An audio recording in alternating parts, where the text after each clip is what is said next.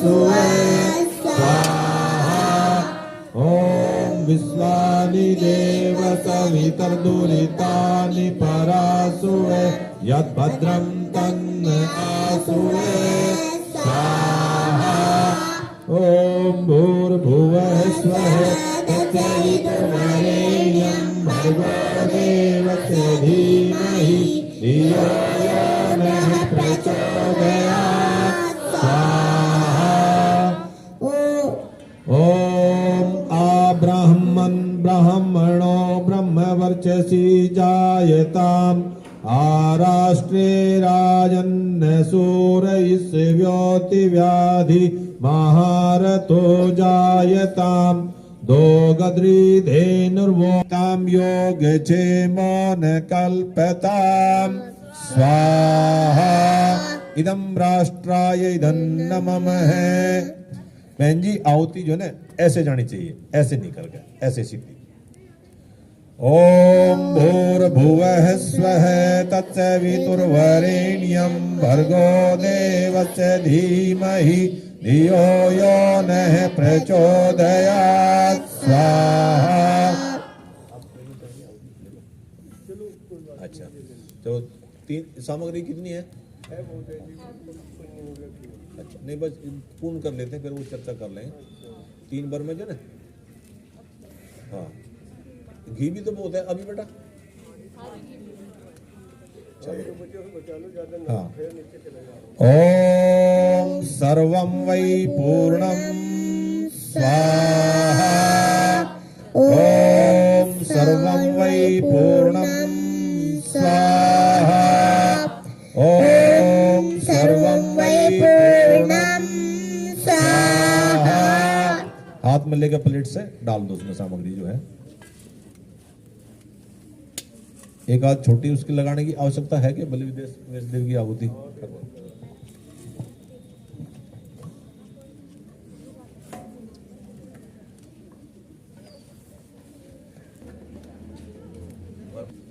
ये जो चौथा यज्ञ बताया ना हमने, बलि वैश्व देव यज्ञ, जो ऋषिवर देवदानंद जी महाराज ने हमें पंच महायज्ञ की व्यवस्था दी, उसके अनुसार जो चौथा यज्ञ है वो है बलि वैश्व देव यज्ञ। कौन सा यज्ञ? ये हमारे घर में जो भोजन बनता है उसमें नमक को छोड़ करके उस पदार्थ का चूल्हे की अग्नि में ही आहुति देने की व्यवस्था है, लेकिन आजकल वो व्यवस्था नहीं रही। तो हमारे सामने अग्नि है यज्ञ कुंड, तो उसी के माध्यम से हम बलि वैश्व देव यज्ञ की ये 10 आहुतियां देंगे। ओम अग्नि स्वाहा। ओम सोमाय स्वाहा। ओम अग्नि सोमाभ्याम स्वाहा। ओम विश्वेभ्यो देवेभ्यः स्वाहा। ओम धन्वंतरे स्वाहा। ओम कुहवे स्वाहा। ओम हनुमते स्वाहा। ओम प्रजापते स्वाहा। ओम द्यावा पृथ्वीभ्यां स्वाहा।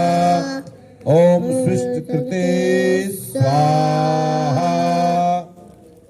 दोनों घी से डाल दो कुछ आहुति भर भर के चम्मच, ताकि बढ़िया से भस्म हो जाए।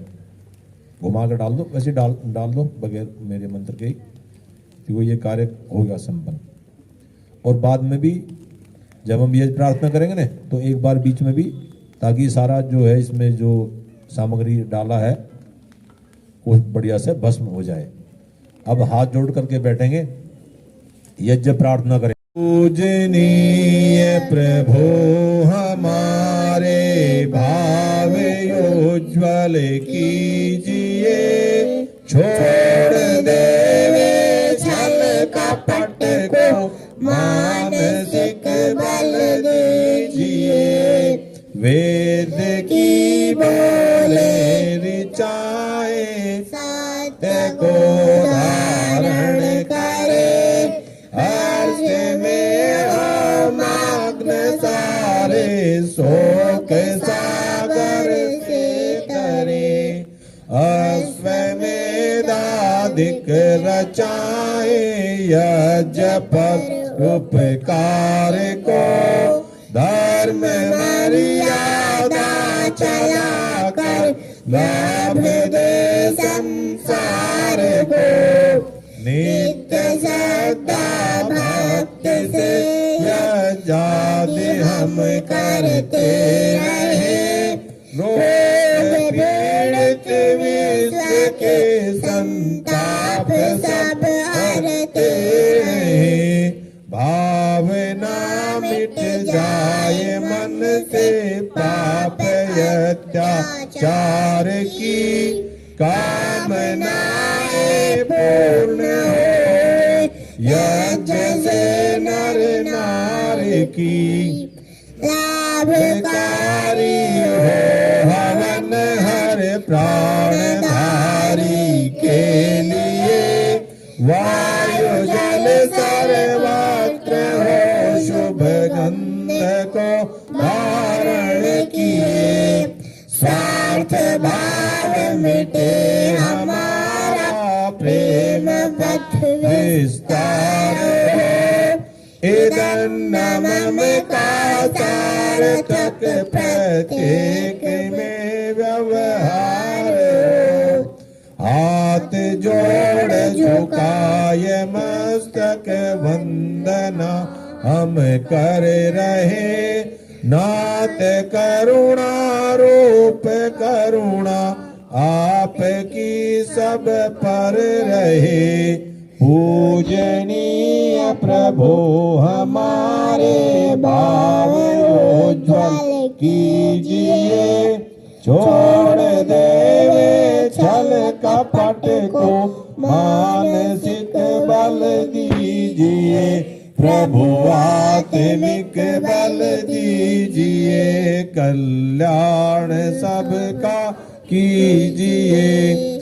सर्वे भवन्तु सुखिनः, सर्वे सन्तु निरामया, सर्वे भद्राणि पश्यन्तु मा कश्चित् दुःखभाग् भवेत्।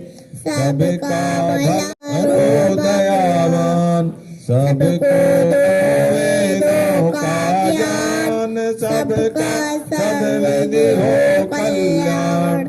ईश सब सुखी हो, कोई न हो दुखारी, सब निरोग भगवन धन धान के भंडारी। सब भद्र भाव देखे, सन्मार्ग के पथिक हो, दुखियान होवे सृष्टि में प्राणधारी। हे नाथ सब सुखी हो, सुनना विनय हमारी। त्वमेव माता च पिता त्वमेव, त्वमेव बन्धु च सखा त्वमेव, त्वमेव विद्या द्रविणं त्वमेव, त्वम् एव सर्वं मम देव देवा, त्वम् एव सर्वं मम देव देवा। हम सभी ने मिलकर के परमपिता परमात्मा के आशीर्वाद और उसकी कृपा दृष्टि से ये संसार का सर्वश्रेष्ठ कार्य देव यज्ञ ये बड़ी सुंदरता से संपन्न किया।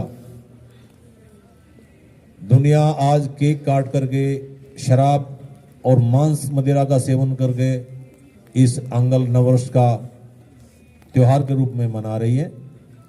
हालांकि मैंने पहले बताया हमारा नववर्ष चैत्र शुक्ल प्रतिपदा से होता है, फिर भी हमने इस दिन को इस विद्यालय के प्रांगण में बड़ी सुंदर यज्ञ के माध्यम से इसको मना रहे हैं। परमपिता परमात्मा की जो वास्तव में पूजा है वो ये है। अब आप सभी बच्चों के लिए आशीर्वाद की क्रिया हमारे मध्य में जो मुनि जी हैं, सत्य मुनि जी अध्यापक रहे हैं, उनका पूरा जीवन अध्यापन के कार्य में रहा और वहाँ सेवा निवृत्ति लेकर के पूरा समाज की सेवा में लगे हुए हैं। जो आदमी अपने घर में यज्ञ करवाना चाहते हैं, सामग्री घी सब कुछ लेकर के उसके पास में जाकर के यज्ञ से उसको जोड़ने का प्रयास करते हैं। ऐसे हमारे मुनि जी हैं। आशीर्वाद की प्रक्रिया करवाओ आप। आशीर्वाद तो आप ही को पुरोहित हैं, आप विद्वान है हमारे साथ। वहीं से नहीं चाहिए आ जाओ।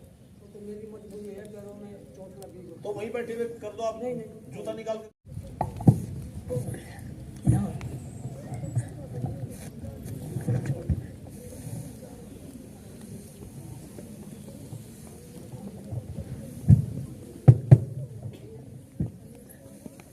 सभी सीधे होकर के बैठे कृपया। अब आशीर्वाद देंगे हम सब मिलकर के अपने यजमान को। आशीर्वाद क्यों दें, क्या आवश्यकता पड़ी आशीर्वाद की, और आशीर्वाद से लाभ क्या है, इन बातों पर भी चर्चा बाद में करेंगे। पहले सभी आप मेरे साथ बोलेंगे। आप अपना दाहिना हाथ बोलिए, दोनों यजमान नहीं बोलेंगे, सब बोलेंगे। ये दोनों नहीं बोलिए ओम सत्या संतु यजमानस्य कामः, ओम सफला संतु यजमानस्य कामः, ओम पूर्णा संतु यजमानस्य कामः। सभी दाहिना हाथ उठाएं आशीर्वाद की मुद्रा में।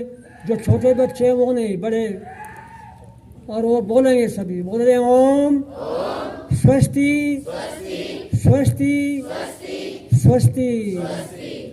सज्जनों, हमने संस्कृत में ये आशीर्वाद दिया है, इसका भाव समझ लीजिए। बस हाथ नीचे करें, आराम से बैठें।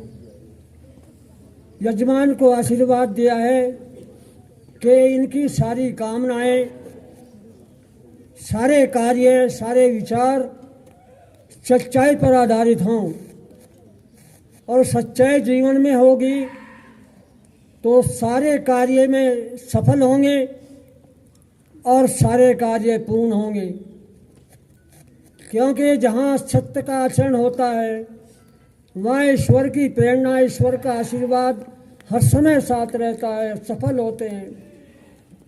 तो इनका हमने आशीर्वाद दिया है, और आशीर्वाद से चार बातें बढ़ती हैं, चार गुण बढ़ते हैं जिसको आशीर्वाद मिलता है। बड़ों का आयु, यश, बल और बुद्धि, ये बढ़ती हैं। बड़ों का कर्तव्य छोटों को आशीर्वाद देंगे, और छोटों का कर्तव्य है कि अच्छे कर्म करें, आशीर्वाद मिलता रहे, जीवन में सफल हो जाएं। दोनों विद्यार्थी खड़े हो जाएं जो मेरे जमान थे।